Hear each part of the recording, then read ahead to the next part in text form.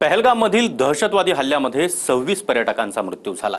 त्यानंतर देशभरामध्ये संतापाची लाट उसळली आहे आणि आता पंतप्रधान नरेंद्र मोदी यांच्या उपस्थितीमध्ये राष्ट्रीय सुरक्षा परिषदेची बैठक देखील सुरू आहे, ज्यामध्ये दहशतवाद्यांना आणि त्यांना पोचणाऱ्या पाकिस्तानला धडा शिकवण्यावर अंतिम शिक्कामोर्तब होईल। पाहूया।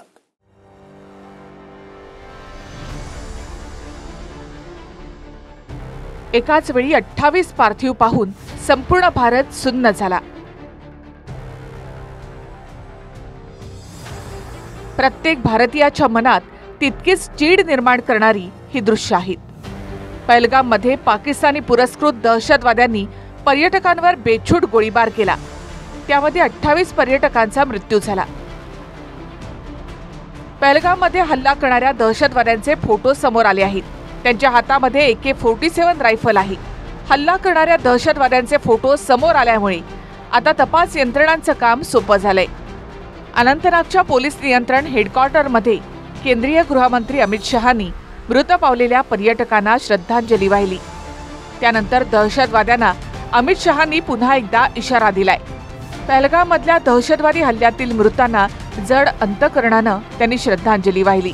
भारत दहशतवाद्यांसमोर झुकणार नाही, या भ्याड दहशतवादी हल्ल्यातील गुन्हेगारांना अजिबात सोडलं जाणार नाही, असं शहांनी म्हटलंय। श्रद्धांजली वाहिल्यानंतर पीडित कुटुंबियांना भेटून अमित शहांनी सांत्वन केलं।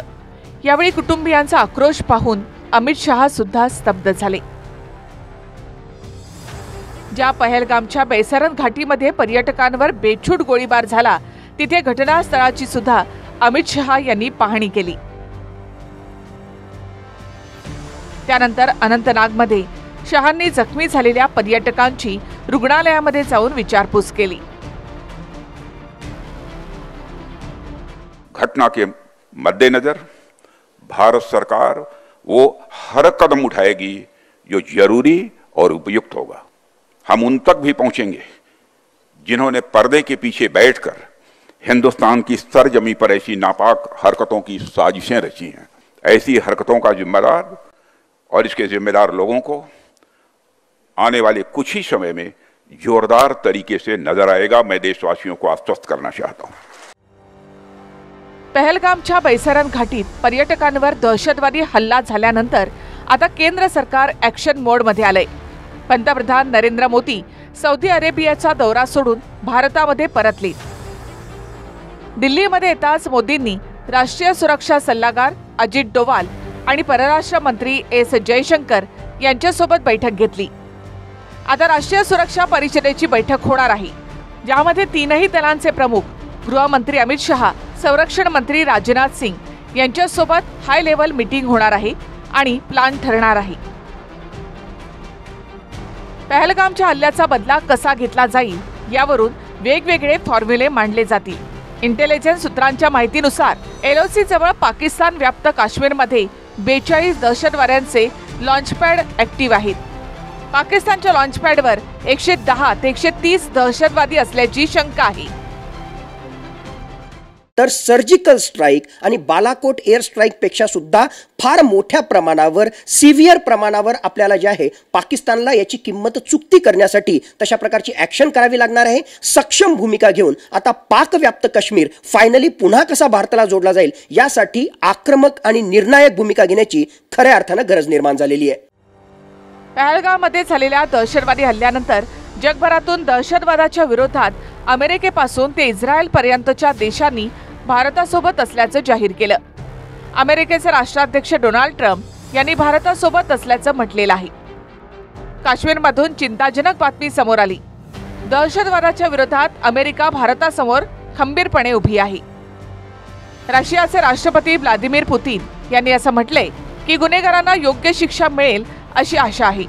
दहशतवादाशी लढण्यासाठी भारतासोबत वचनबद्ध आहोत। इटलीच्या पंतप्रधान जॉर्जिया मेलोनी यांनी दहशतवादी हल्ल्यामुळे दुःख झाल्याचं म्हटलं। इटली पीडित कुटुंब आणि भारत सरकारच्या सोबत आहे।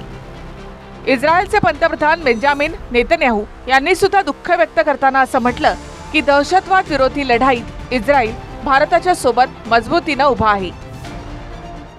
हे अतिशय मला असं वाटतं चीड आणणारं अशा प्रकारची ही सगळी परिस्थिती आहे की ज्याच्यामध्ये धर्म विचारून या ठिकाणी ज्या प्रकारचा गोळीबार करण्यात आलेला आहे अतिशय निंदनीय आहे। कुठेतरी सोसायटीला डिवाइड करण्याचा प्रयत्न आहे, या देशामध्ये एक फूट पाडण्याचा प्रयत्न या ठिकाणी करण्यात येतो आहे।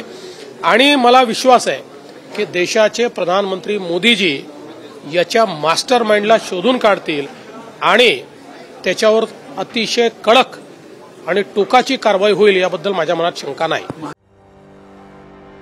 2019 मध्ये पुलवामा हल्ल्यानंतर पाकिस्तान पुरस्कृत हा दुसरा मोठा हल्ला झाला। 14 फेब्रुवारी 2019 मध्ये जम्मू काश्मीरच्या पुलवामा हल्ल्यात 40 सीआरपीएफचे जवान शहीद झाले होते। त्यानंतर 26 फेब्रुवारी 2019 ला एलओसी ओलांडून पाकिस्तानमध्ये 70 किलोमीटर आत घुसून बालाकोटमध्ये दहशतवाद्यांच्या कॅम्पवर हल्ला केला। मिराज 2000 या लढाऊ विमानानं हल्ला करून जवळपास 250 पाकिस्तानी दहशतवादी मारले। आता पुन्हा पाकिस्तानची खुमखुमी वर आली आहे, पण पाकिस्ताननं पुन्हा आमचा काही संबंध नाही असा कांगावा केला। पाकिस्तानचे परराष्ट्र मंत्री ख्वाजा आसिफनं असं म्हटलंय की पहलगाम हल्ल्याशी पाकिस्तानचं काही घेणं देणं नाही, पाकिस्तानचा याच्याशी काही संबंध नाही। हा हल्ला म्हणजे अंतर्गत गटबाजी आहे, आम्ही दहशतवादाला खतपाणी घालत नाही। बदला घेण्याची वेळ तर आलेलीच आहे, कारण अनेक दिवसानंतर हे झालेलं आहे। जसं पुलवामाला झालं होतं त्याच्यानंतर आपण बालाकोटचा हल्ला केला होता, तसा हल्ला यावेळेला होण्याची शक्यताही आहे। सिनियर मिनिस्टर जे आहेत ते विरोधी पक्षाच्या नेत्यांना चं ब्रीफिंग करणार आहेत। याचा सगळ्यांचा अर्थ असा की कुठली तरी एक मोठी ॲक्शन होण्याच्या मार्गावर आहे। आता काय ॲक्शन आहे आणि केव्हा करायची हे येणारा काळ सांगेल। पाकिस्ताननं कितीही बेंबीच्या देठापासून ओरड केली तरी पाकिस्तानचा नापाक चेहरा समोर आलाय। हल्ल्याची जबाबदारी ज्या TRFनं घेतलीये ती संघटना पाकिस्तानशी संबंधित आहे, ज्याचा म्होरक्या सैफुल्ला कसुरी उर्फ खालिद आहे। तो मोस्ट वॉन्टेड दहशतवादी हाफिज सईदचा निकटवर्ती आहे। पहलगामहून संदीप राजगोळकरसह ब्युरो रिपोर्ट TV9 मराठी।